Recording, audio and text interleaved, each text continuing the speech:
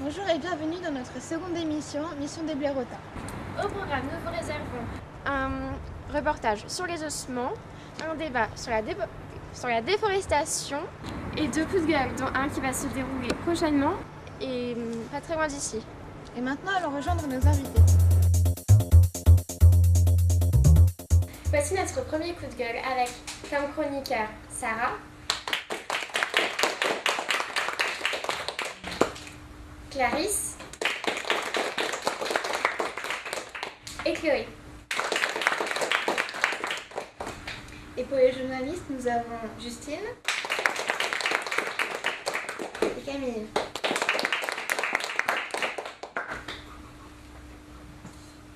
Quel est notre coup de gueule? Alors notre coup de gueule, c'est que les Chinois et les Thaïlandais coupent les ailerons des requins. Mais pourquoi les Chinois et les Thaïlandais coupent-ils les ailerons de requins? Ils les coupent pour faire de la soupe lors des fêtes, des mariages, des anniversaires, etc. Parce qu'ils adorent ça, c'est leur plat de fête. Que font-ils des requins après? Eh bien, ils coupent les ailerons et les rejettent à la mer. Ou les laissent pourrir sur les toits, comme on peut voir sur cette photo, non? Et c'est pas hygiénique de les laisser sur le toit. Non. Que peut-on en conclure? Moi je trouve ça inadmissible quoi, qu'ils coupent les ailerons de requin, qu'après ils meurent, tout ça pour faire des soupes. C'est inadmissible pour moi. Et combien de requins ont été tués? De 38 à 100 milliards de requins tués par an et ça fait 1 tonne 700 000 pour 38 millions de requins. Surtout que moi en 2010 en Asie, j'ai remarqué que un aileron de requin coûtait 700 $. En fin 2012, le Parlement a interdit le découpement des ailerons de requin dans l'Union européenne. À Bruxelles, les requins dont les ailerons ont été coupés, les hommes doivent obligatoirement garder la carcasse. Aux États-Unis, interdisent aussi la découpe des ailerons de requin. Et les requins meurent-ils tout de suite ou comment meurent-ils? Non, les marins leur coupent les ailerons, ils sont encore vivants et ils les rejettent. Après, comme les ailerons sont coupés, les requins ils peuvent plus nager. Du coup, ils se noient. C'est comme si nous, on nous déchirait le cœur. Non, c'est comme si on nous coupait les jambes. Oui. On ne peut plus marcher, on ne peut plus rien faire. En quelque sorte. Il y a des questions? Mais ça n'a aucune conséquence sur le tourisme et sur ce qui arrive en Thaïlande et autres, parce que si par exemple il y a des touristes, ils vont pas aimer sentir l'odeur d'aileron de requin sur des hôtels par exemple. Donc est-ce que ça a des répercussions? Oui, mais pour là-bas, en fait, c'est normal qu'il y ait des choses comme ça qui se produisent parce qu'après, on les transforme en soupe. C'est un peu comme un boucher, par exemple, quand il coupe la viande. Voilà, c'est pareil. Mais le requin, il meurt pas totalement de noyade. En fait, il est obligé de nager pour faire battre un peu son cœur. Et puis s'il s'arrête de nager, dans ces cas-là, il va mourir après. C'est mal de couper les ailerons de requin. Surtout qu'il y a plein d'autres poissons dans l'eau, non? Il n'y a pas que les requins. Donc les Chinois font des sushis déjà. voilà. Non, mais Donc, oui, donc c'est hyper mal. Et pourquoi ils interdisent pas ça en Chine ou en Thaïlande? Je vous le disais, pour eux c'est normal. Après il y a quelques endroits où c'est interdit, heureusement, parce que là après les requins seraient déjà en mode de disparition. Donc voilà, en Chine et en Thaïlande, voilà, c'est normal. C'est pour ça que ça nous choque autant. Pour eux c'est normal. Ne mangez plus de soupe d'aileron de requin. Voici tout de suite notre débat avec Anaël et Mathias comme chroniqueurs.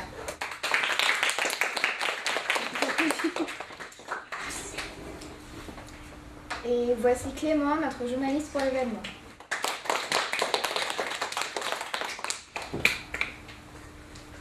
Alors, quel est notre sujet pour aujourd'hui? C'est la déforestation, c'est-à-dire le fait de couper des arbres en trop grand nombre. Mais à quoi sert de couper les arbres? Il y a plusieurs motivations, comme on le voit sur le graphique. Contrairement à ce que pensent les gens ils pensent que c'est pour faire du combustible et des matériaux de combustion, et en fait cela ne représente que 7% des motivations. Il y a aussi l'élevage et l'agriculture de longue durée, mais surtout l'agriculture de subsistance pour les gens qui meurent de faim et qui ont besoin de plus de terre, ils empiètent sur la forêt. Ça tue pas les animaux? Ça détruit leurs habitats, mais ça les tue pas forcément. Mais par la suite, s'ils n'ont plus d'habitat, ils meurent. Ils peuvent pas bouger Ça peut séparer aussi les mâles et femelles de certaines espèces en voie de disparition qui sont de plus en plus rares, et ils peuvent même plus se reproduire à cause des routes et de tout ce qui est entre leurs deux. Et ils peuvent bouger, mais à un moment c'est en surpopulation, ils meurent de faim parce qu'il n'y a plus assez à manger pour leur nombre. Et on coupe environ combien d'arbres par jour? On ne sait pas le nombre exact, mais on coupe l'équivalent de la surface d'un terrain de football toutes les minutes, toutes les secondes. Est-ce qu'avant il y avait beaucoup plus d'arbres que maintenant? Oui, il y a 4-16 ans, les 2 tiers de la surface terrestre étaient occupés par des arbres. Maintenant, il n'y a plus qu'1 tiers. Pouvez-vous nous expliquer les différents objets? Ceci est un champignon appelé l'amadouvier. Il se pose sur les arbres qui sont vieux qui sont vieux. Ça ne tue pas les arbres? Non, ça ne les tue pas du tout, et ça permet à des insectes de s'y loger. Et quand ceux qui coupent les arbres, ils disent que c'est parce que les arbres sont trop vieux, ils pourrissent la forêt. Au contraire, ça fait des habitats. Dans les arbres creux, il y a dans les cavités comme ce rond-là, il y a des animaux qui nichent et tout. Il paraît qu'il faut pas couper des arbres avec des trous comme ça. Non, ça pourrait tuer les animaux qui vivent dedans, ou alors les petits qui sont sur le point de naître. Quelle sorte d'animaux vivent là-dedans? Des oiseaux, des écureuils, des chauves-souris. Et cette branche-là Ça, c'est pas une branche, c'est du lierre en fait, qui a été coupé parce que beaucoup de gens à tort pensent que ça étouffe les arbres, et en fait non, pas du tout, c'est juste que ça sert de l'arbre pour grimper plus haut, et en plus ça sert d'habitat à plein de petits animaux, encore une fois. Vous avez des questions? Oui. À part de la destruction des terriers, quelles conséquences ça a de la déforestation? Les arbres contiennent plus de carbone que c'est le plus grand réservoir de carbone, c'est-à-dire ce qu'on ne peut pas respirer dans l'atmosphère et qui pollue. C'est donc les poumons de la planète en quelque sorte. Et si on arrêtait de déforester autant qu'on le fait, c'est comme si on supprimait tout le trafic mondial de voitures, c'est le même impact au niveau de l'écologie. Et ça a détruit la couche d'ozone et tout, le fameux gaz carbonique. Combien de kilos de papier utilise-t-on par an? On utilise l'équivalent de 40 kilos de papier en publicité par an. Et tout ça, il faut mettre des stop pubs justement à cause de ça sur les boîtes aux lettres, parce que pour limiter la consommation. En fait, dans les forêts de Compiègne aussi, on coupe du bois, et les gros mais aussi les petits, mais où est-ce qu'ils partent? C'est justement les petits, c'est surtout on les met en copeaux qui vont servir à faire la nouvelle mode des poêles à granulés là, pour chauffer. Et puis aussi, il y en a pour faire des meubles, évidemment, et le papier. Le problème, c'est qu'ils sont envoyés en Chine pour être ensuite ramenés en Europe. Donc ça fait 2 fois plus de gaz carbonique, celui que n'absorbera jamais ces arbres qui ont été coupés, et celui qu'ont rejeté les trajets. Pourquoi ils partent pas vers la Chine? Parce qu'il n'y a plus assez c'est que la main d'œuvre coûte moins cher là-bas, et donc souci d'économie. Comment pourrions-nous faire pour lutter contre la déforestation? Et ben, comme elle a dit, on peut mettre déjà des stop pubs sur la boîte aux lettres. Et c'est toutes ces étiquettes, ça s'achète, ça coûte genre 1 €. Et on n'en reçoit plus jamais, j'en ai chez moi, ça marche.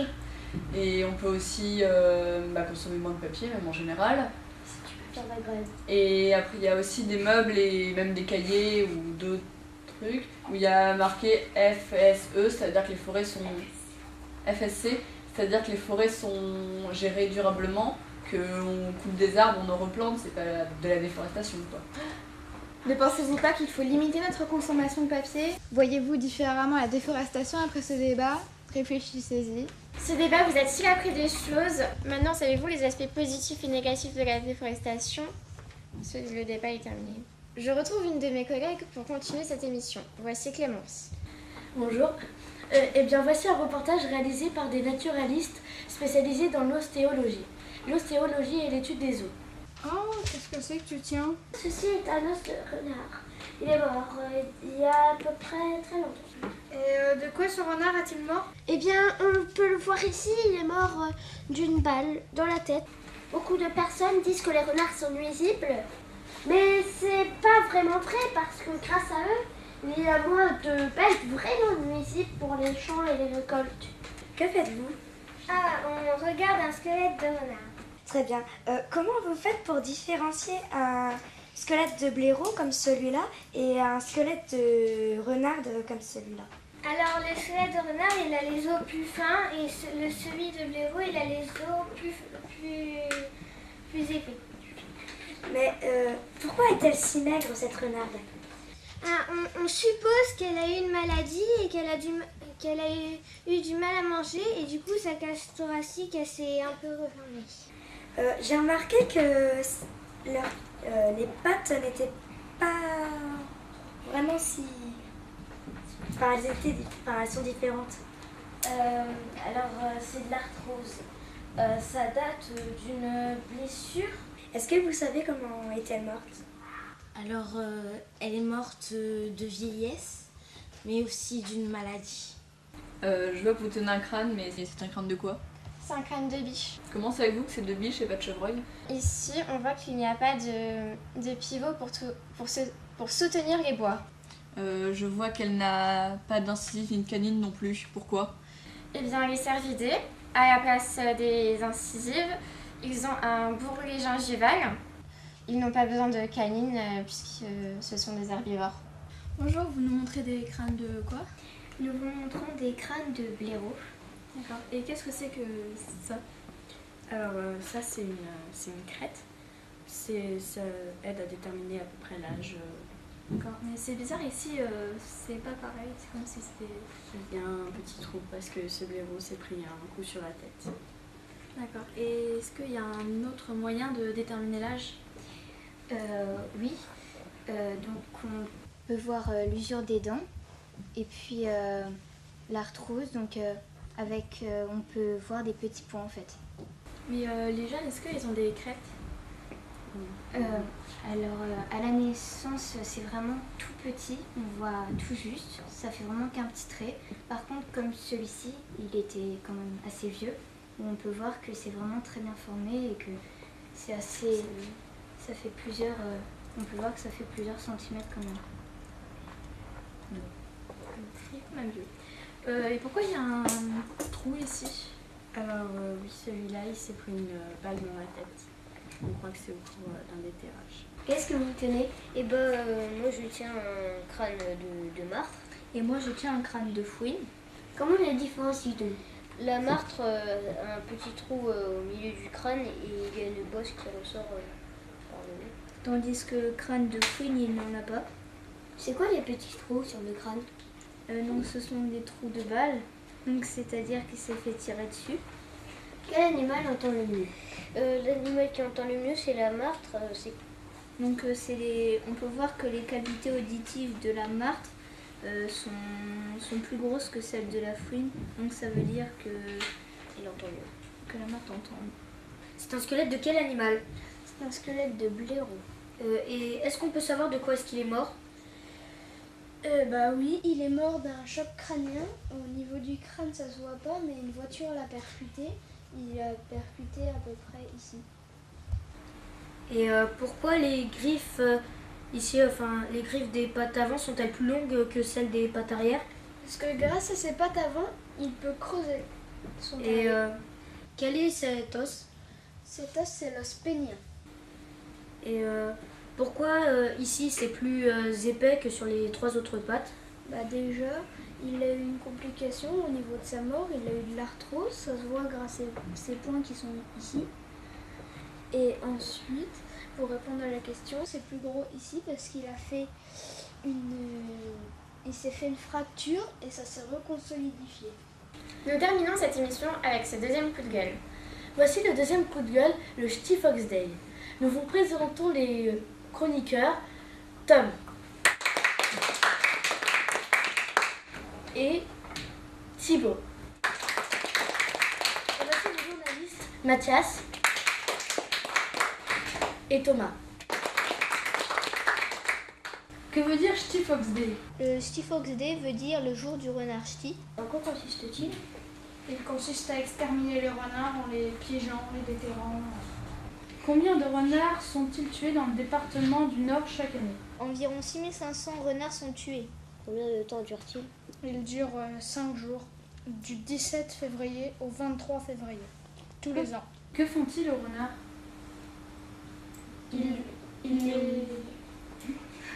Il les tue, il les piège, il les déterre.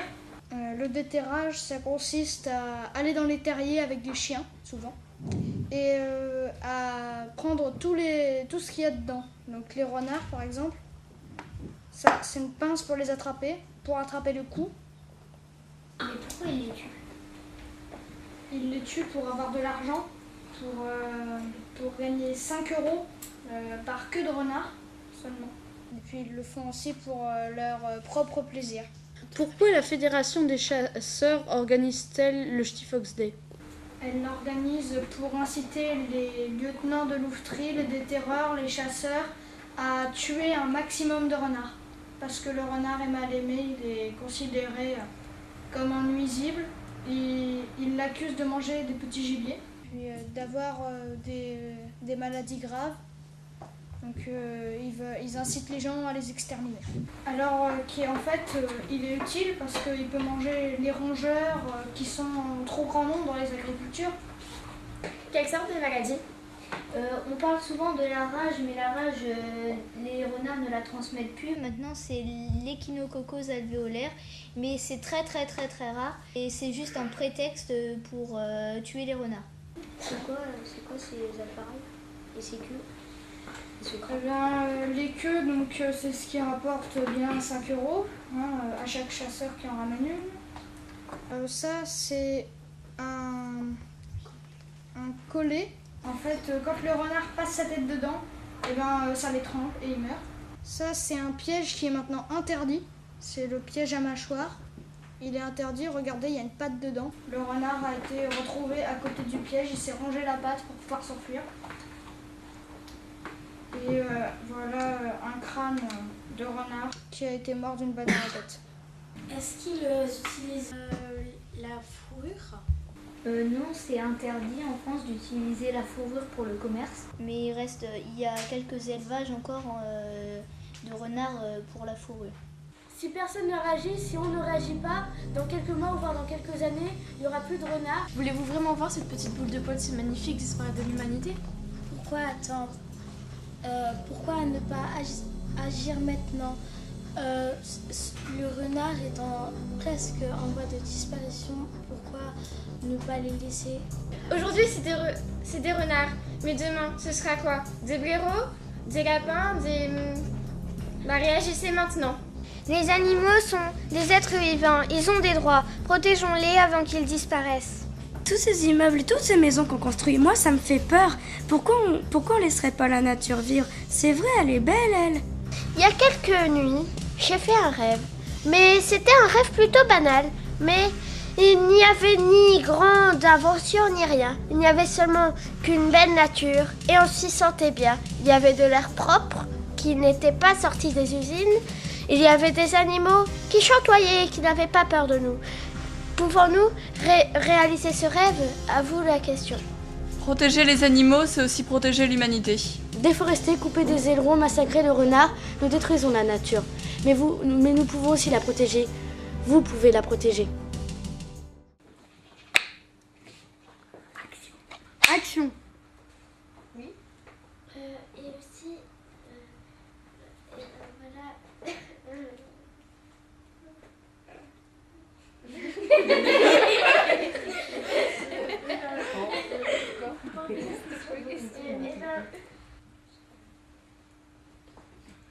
Ok.